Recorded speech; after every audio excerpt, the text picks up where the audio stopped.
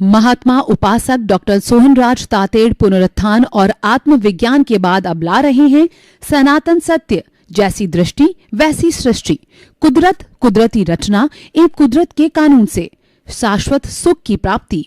Log in करें www.drsohanrajtated.com, YouTube channel doctor Sohanraj Tated, play store से download करें mobile app doctor Sohanraj Tated. चंदेषु निम्मलयरा आयचेषु वैरं पयासैरा सागरवर गंभीरा सिद्धा सिद्धिं मम दिशन्तु सिद्धा सिद्धिं मम दिशन्तु। हे मेरे भीतर विराजमान परम पिता परमेश्वर शुद्ध आत्मा भगवान, मेरे ईश्वर, मेरे इष्ट, मेरे आराध्य, आप सागर के समान गहरे हो और हिमालय के समान विशाल हो। आप अजर अमर अविनाशी हो। आप अनंत ज्ञान, अनंत दर्शन, अनंत शक्ति, अनंत सुख का धाम हो। आप रिद्धि सिद्धि प्रदाता हो, मुक्ति प्रदाता हो। मुझे मुक्ति की ओर प्रयाण कराओ, ऐसी शक्ति दो, जागृति दो, आशीर्वाद दो। भाइयों बहनों, मातृशक्ति को नमन। आज का हमारा अति उत्तम विषय बंध पूर्वक निर्जरा एवं संवर पूर्वक निर्जरा। बंध और संवर और निर्जरा, तीन शब्द जो इस एपिसोड में आ रहे हैं। पहले तीन शब्दों की हम परिभाषा करते हैं। निर्जरा, निर्जरा का अर्थ होता है झरण होना, और वो जो है अलग होना हमारी आत्मा के ऊपर या हमारे कर्म शरीर के ऊपर जो अज्ञान रूपी परमाणु, जो राग द्वेष रूपी परमाणु है, जिनको कर्म कहते हैं, वो हमारी आत्मा से या कर्म शरीर से अलग होते हैं। उसको निर्जरा कहते हैं। Dissociation of the karma from the causal body और from the soul is called nirjara. तो निर्जरा का मतलब पृथक होना, अलग होना। और ये जो हमारे आत्मा से कर्म निर्जर होते हैं, ये आंशिक निर्जरा है। आंशिक निर्जरा धीरे धीरे इकट्ठी होती होती जब संपूर्ण निर्जरा हो जाती है, इसका मतलब कर्म शरीर कहिए या प्रतिष्ठित आत्मा कहिए या मन कहिए या ज्ञान कहिए या कॉजल बॉडी कहिए, कार्बन शरीर कहिए, लिंग शरीर कहिए, वो समाप्त हो जाता है। तो वह समाप्त होने पर आत्मा 24 कैरेट का सोना बन जाती है। फिर वह ये जो है जड़ रूपी शरीर में निवास नहीं करती है, वह तो अजर अमर अविनाशी होकर के सिद्ध शिला में ईश्वर बन करके विराजमान हो जाती है और शाश्वत सुख को प्राप्त हो जाती है। फिर ये 84 लाख जीवा योनि के आवागमन जो दुख का कारण है, उसके अंदर ये आत्मा कभी नहीं आती, वो कभी बद्ध आत्मा नहीं होती है। तो ये तो निर्जरा का हुआ। और बंध, बंध का अर्थ है कि जो आत्मा का जो है कर्मों के साथ के अंदर एकदम कहना चाहिए घुल मिल जाना, एकदम उसके साथ में चिपक जाना, फेविकॉल की तरह, वो बंध कहलाता है। कर्मों का आत्मा के साथ में जुड़ना, एक मेक होना, एकाकार होना, तन्मयाकार होना, वो बंध कहलाता। और निर्जरा है, ये बंध को जो है संवर रूप में कहा जाता है। संवर बंध को जो है वो हम आश्रम रूप में कहते हैं। आश्रम का मतलब जो कर्मों का हमारी आत्मा में आने का जो द्वार है, जो नाला है, उस नाले में पाप पुण्य रूपी जो है कर्मों के पुण्य आते हैं। जब उन पर कोट चल जाता है, जब भाव जो है गिरता है प्रतिष्ठित आत्मा है, तब उस पर कोट लगता है। कोट लगते ही वो कर्म बन जाता है। कोट के पहले वो साधारण परमाणु होता है और भाव का कोट लगता है। कोट लगते ही जो है वह कर्म बन जाता है और शक्तिशाली पावरफुल हो जाता है। और वही जो है पुण्य पाप का विपाक देता है, वह उदय और प्रारब्ध रूप के अंदर बन जाता है। तो भाइयों बहनों, आश्रम जो है बंध का ही भाग है। मतलब कर्मों का आत्मा के साथ जुड़ना है, वो आश्रव कहलाता है या बंध कहलाता है। आश्रव 5 तरीके के होते हैं, यानी 5 तरीके से कर्मों का बंध होता है।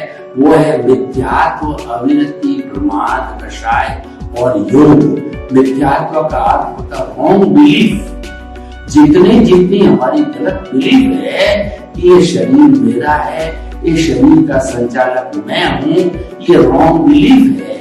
और उसके साथ के अंदर जो है ये सृष्टि का जो नियंता है, सृष्टि का नियंता कौन है, इसका जब भ्रम होता है तब वो अज्ञान कहलाता है।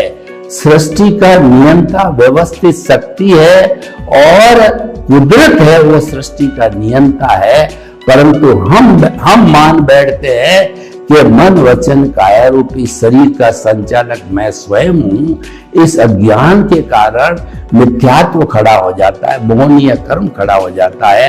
अविरति मतलब जो है धर्म की प्रवृत्ति के अंदर आत्मा को पहचानने में रुचि न होना और देहाध्यास होना, ये अविरति है। मिथ्यात्व विरति प्रमाद, प्रमाद का अर्थ यह है कि आत्मा का चिंतन करने के लिए या आत्मा को पहचानने के लिए आदमी को इंटरेस्ट नहीं होना और सांसारिक कार्यों में ज्यादा इंटरेस्ट होना, ये प्रमाद कहलाता है। मिथ्यात्व अविरति प्रमाद कषाय, क्रोध मान माया लोभ जो है इनका जो है जीवन में संचालन करना, ये जो है वो कषाय कहलाता है। मिथ्यात्व अविरति प्रमाद कषाय योग, मन वचन काया जो है इनको योग कहा जाता है। इस तरीके से आश्रव है वो हमारा बंध है।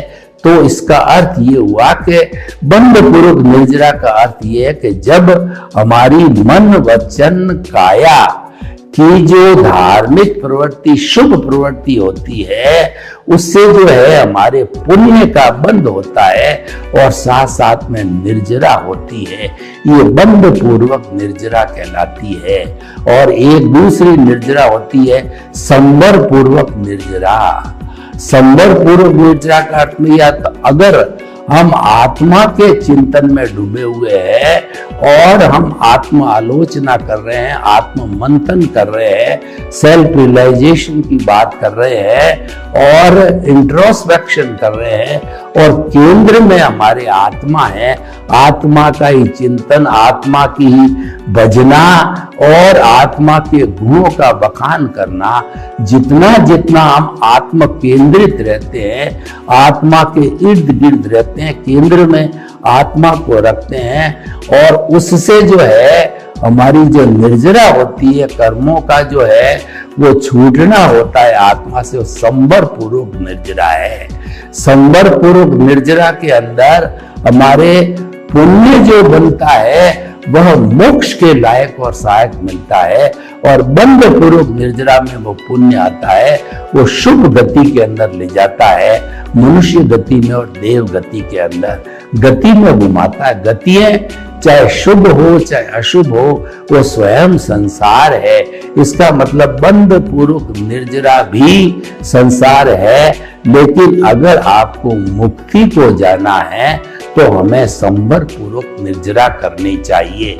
अब देखिए बंध पूर्वक निर्जरा और संवर पूर्वक निर्जरा की हमने डेफिनेशन करी, लेकिन हम जो है मुक्ति के मार्ग की बात करें तो संवर पूर्वक निर्जरा हर क्षण कैसे करते रहें, उसके लिए हमारा ये सनातन सत्य कार्यक्रम है, जिसको हम यूनिवर्सल ट्रुथ कहते हैं, सार्वभौम सत्य, ultimate reality of this universe. रहस्य ब्रह्मांड के रहस्यों को जानना हो तो सनातन सत्य को जानिए। सनातन सत्य सिद्धांत पर आधारित होता है और सिद्धांत कभी बदलता नहीं है, सिद्धांत परमानेंट होता है और सिद्धांत में कोई अवस्था नहीं होती है, क्योंकि अवस्था परिवर्तनशील होती है, अवस्था जड़ होती है और अवस्था विनाशी होती है। लेकिन सनातन सत्य है वह अविनाशी है और वह परमानेंट है। तो इसीलिए सनातन सत्य जो है वो कैसे प्राप्त किया जाता है कि हमारी रॉन्ग बिलीफ को समाप्त करके जब हम राइट बिलीफ के अंदर आते हैं, यानी हम अज्ञान को इरेज करते हैं, तो हमारे को जो है वह ये रास्ता मिलता है। ये रास्ता दृष्टि विज्ञान का रास्ता है और ये रास्ता कई बार दिखाई नहीं देता है। देखिए, मन वचन काया दिखाई देते हैं, हम चिंतन करते हैं, वचन से बोलते हैं, काया से काम करते हैं, तो ये वचन और काया साफ दिखाई देती है। दिखाई देने वाली जितनी भी है ये सब क्रिया कहलाती है और क्रिया परिणाम होता है। क्रिया विनाशी होती है और परिणाम स्वरूप का मतलब ये भुगतान है और ये हमारा हिसाब है। और हिसाब हमने पूर्व जन्म में अर्जित किया था, जो इस जन्म के अंदर वो हमको हिसाब मिला। और एक जो सृष्टि का नियम है कि to the every action there is equal and opposite reaction, यानी पिछले जन्म में हमने एक्शन किया, जो कॉज डाले और उससे जो बंच ऑफ द कॉज बना, वो हमारा द्रव्य कर्म है जो इस जन्म के अंदर मिला, वो परिणाम स्वरूप है। इसको पुरुषार्थ मानना जो है, ये कहना चाहिए कि ये भ्रम है, परिणाम है। परिणाम को अगर हम पुरुषार्थ मानेंगे तो हमारी मूल के अंदर भूल हो जाएगी।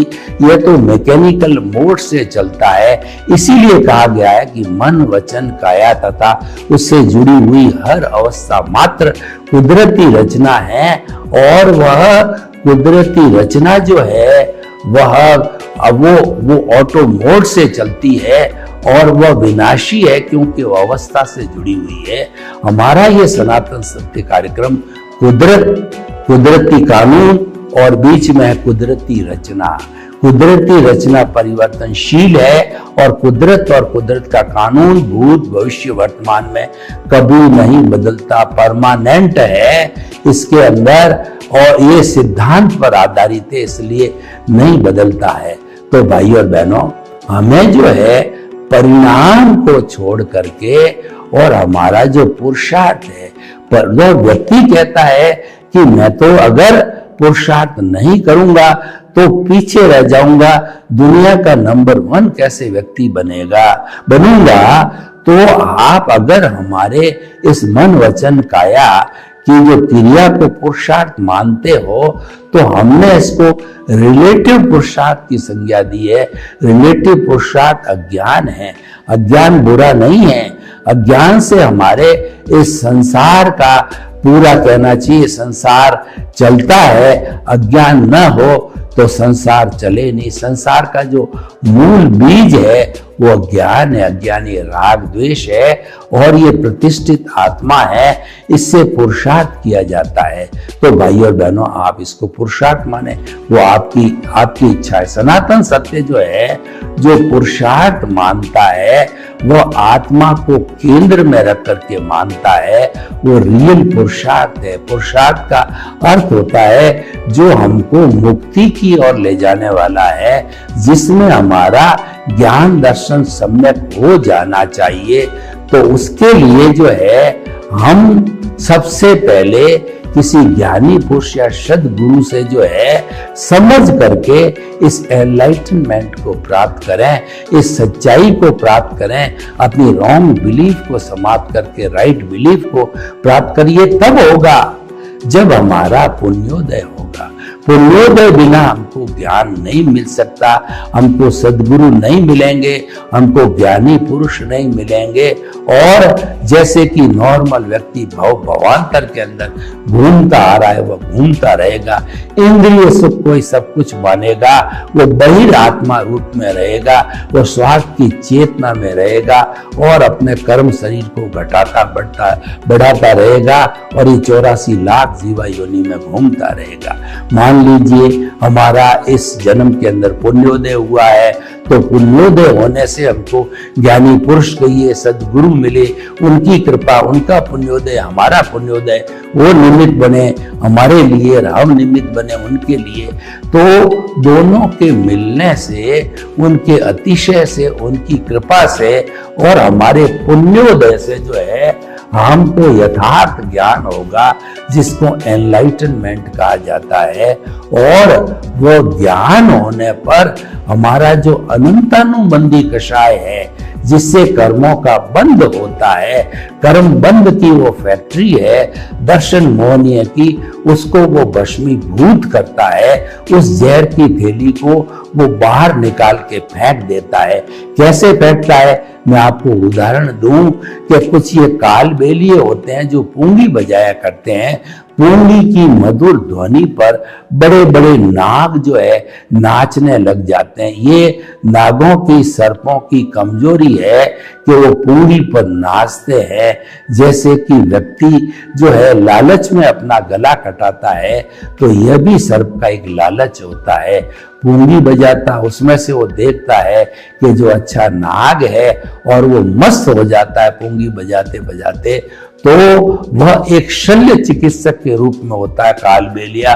वह उसको कंठ से पकड़ता है जहां पर उसकी जहर की थैली हो, और उस जहर की थैली को इतना दबाता है कि वो थैली जो है गुठली की तरह, जो है निम्बोली की गुठली कहिए या आम की गुठली कहिए, बेर की गुठली कहिए, उसके समान बाहर आकर के वो पड़ जाती, क्योंकि उसका एक्सपर्ट होता है।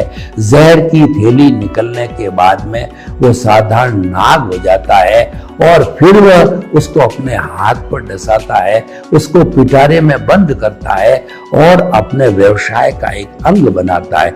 ठीक उसी तरह से जो है ज्ञानी पुरुष कहिए, सदगुरु कहिए, तभी कहा गया है कि गुरु बिना ज्ञान नहीं। स्वामी विवेकानंद जो है वो बचपन से ही जो है अपना पुण्योदय लेके आए थे, वैरागी थे। वो इधर उधर खूब घूमे, लेकिन उनको कहीं गुरु नहीं मिला। तो गुरु नहीं मिलने के कारण वो घूमते रहे, लेकिन जब उनका पुण्योदय ने झटका लगाया, तो जो है कन्याकुमारी के मठ के ऊपर जो है वो स्वामी रामकृष्ण परमहंस, जो कि उपासक थे जो है देवी के, तो वो उनको गुरु के रूप में मिले।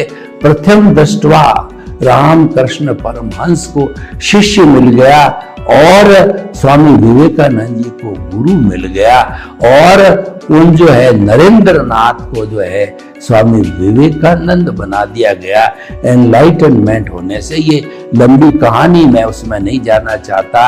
ये एनलाइटनमेंट उनको तब हुआ जबकि उनको पुण्योदय साकार हुआ, हमको ज्ञान मिला।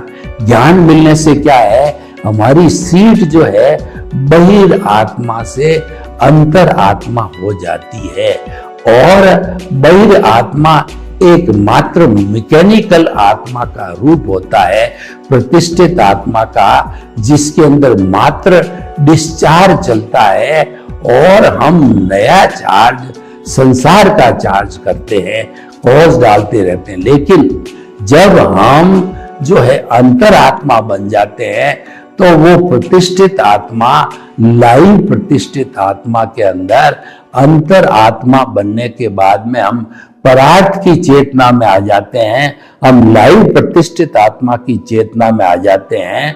तो फिर उसके साथ साथ में हमारा एनलाइटनमेंट यानी प्रज्ञा, जब ज्ञान मिलता है, तो हमारी मूल आत्मा की जो प्रतिनिधि है, जिसको प्रज्ञा कहते हैं, वो भाव सत्ता के रूप में बाहर आती है, और वो भाव सत्ता जो है प्रज्ञा हमको कंट्रोल करेगी, और हमको देहाध्यास की ओर, अज्ञा की ओर जाने नहीं लाएगी। वो बार बार खींच करके सेंटर में जा प्रभु विराजमान है, केंद्र के अंदर उनको नतमस्तक कराएगी। यानी हम केंद्र के इर्द गिर्द रहेंगे, और केंद्र के इर्द गिर्द रहने से हमारे कोई नए भाव नहीं पड़ते हैं, क्योंकि उस स्थिति के अंदर हम ऑब्जर्वर बन जाते हैं। देखिए, ऑब्जर्वर जो व्यक्ति होता है उसके कर्मों का बंध नहीं होता है, क्योंकि उसके अंदर राग द्वेष की दृष्टि नहीं होता है। वो तो मात्र देखता है और उस ऑब्जर्वर के रूप को हम कहते हैं भेद विज्ञान। ये शरीर अपना काम कर रहा है और आत्मा जो है अजर अमर अविनाशी अपने स्वरूप के अंदर विराजमान है। ये भेद विज्ञान हो गया, जुदापन की जागृति हो गई, ये ज्ञाता दृष्टा हो गया। जो ऑब्जर्वर होता है वो ज्ञाता दृष्टा होता है। वह तो ये जानता है कि ये सोहन राज रूपी पुतला मन वचन काया का जो है वो क्या कर रहा है, कहाँ जा रहा है, वो खाली देखने वाला होता है। ऑब्जर्वर मात्र ऑब्जर्व करता है। जो उदय और प्रारब्ध चल रहा है उसको मात्र देखने वाला होता है, उस पर रिएक्शन नहीं करता है। ये जो सबसे बड़ी दिक्कत की बात कहिए या भाव तंत्र का बनना कहिए, भाव जगत का बनना कहिए, ये हमारा रिएक्शन से आता है। क्योंकि एक्शन तो हमारा ऑटोमेटिक मोड से चल रहा है, उस एक्शन पर रिएक्शन करते ही हमारे भाव बिगड़ जाते हैं और कॉज बढ़ने से कॉजल बॉडी हो जाती है। लेकिन कि जब हमको ये ध्यान हो जाता है कि कॉज ही दुख का कारण है, तो फिर हम जो है सचेत हो जाते हैं। हमको प्रज्ञा सचेत कर देती है और कॉज नहीं पड़ते। यानी कि हमारा जो सम्यक ज्ञान दर्शन जो आत्मा का है वह पुष्ट हो जाता है, उसकी एप्लीकेशन हो जाती है। दूसरे शब्दों में हम कहें, प्रज्ञा जागृत कहें, या जो हमारा सम्यक ज्ञान सम्यक दर्शन जो हमारी राइट बिलीफ हो गई है और मोहनीय कर्म हमने पहले ही डाइल्यूट कर दिया है, वो जो है हमारा अनंतानुबंधी कषाय के हटने से डाइल्यूट हो गया है। मात्र प्रत्याख्यानी अप्रत्याख्यानी संजलन ऐसी लाइट अवस्थाएं रहती है, वो तो एक तरीके से डिस्चार्ज रूप में होती है। वो बहुत अधिक कर्मों का बंधन नहीं कराती है। एक समय में बंद हुआ, दूसरे समय में भोगा गया और तीसरे समय में वो झड़ जाता, उसकी निर्जरा होती है। तो इस तरीके से जो है हम आत्मा के करीब रहते हैं। आत्मचिंतन में जो व्यक्ति रहता है वह संभर पूर्वक निर्जरा है और इससे जो पुण्य का बंध होता है वो मोक्ष के लायक और सहायक होता है। और जो बंध पूर्वक निर्जरा मन वचन काया की वो भी अच्छा है। जो है अशुभ से तो शुभ अच्छा है। मन वचन काया की शुभ प्रवृत्ति जो है वो धार्मिक क्रिया कहलाती है और उस धार्मिक क्रिया से बंध पूर्वक निर्जरा होती है। यानी कि जो है वो हमारा जो है पुण्य इतना प्रबल हो जाता है कि हमको या तो मनुष्य गति में या देव गति में ले जाता है। परंतु भाई और बहनों, एक बार अगर हम देव गति के अंदर चले जाते हैं तो मिनिमम 10,000 ईयर और मैक्सिमम 33 सागरोपम, यानी बहुत बड़ा जीवन वहीं चला जाए और वहां पर आत्मचिंतन नहीं होता है। वहां पर सिर्फ डिस्चार्ज प्रतिष्ठित आत्मा होती है। वहां लाइव प्रतिष्ठित आत्मा का कोई बड़ा रोल नहीं होता है। वो तो परिणाम भोगने के लिए वहां जाया जाता है, क्योंकि मनुष्य योनि जो है उसके अंदर देव योनि के जो परिणाम है, का रिजल्ट है, जो पुण्य है, वो इतना भोग नहीं सकता। लेकिन अगर हम जो है अपना जो ज्ञान दर्शन जो है उसको डेवलप करते जाते हैं तो उसके साथ साथ में हमें हमारे भीतर विराजमान प्रभु कहिए या हमारे वर्तमान तीर्थंकर जो कि अभी महाविद्य क्षेत्र के अंदर है, उनसे हमें प्रार्थना करनी चाहिए कि भरत क्षेत्र के अंदर मुक्ति नहीं है तो हमारा अगला जन्म आपके चरणों में हो। यानी कि हमें निरंतर भाव बाते रहना चाहिए कि मुझे जो है देवलोक में नहीं जाना है, मुझे मनुष्य जन्म ही प्राप्त करना है, चाहे महाविद्य क्षेत्र हो चाहे भरत क्षेत्र हो। क्योंकि जो आयुष्य का बंध होता है वह भी भावों से होता है।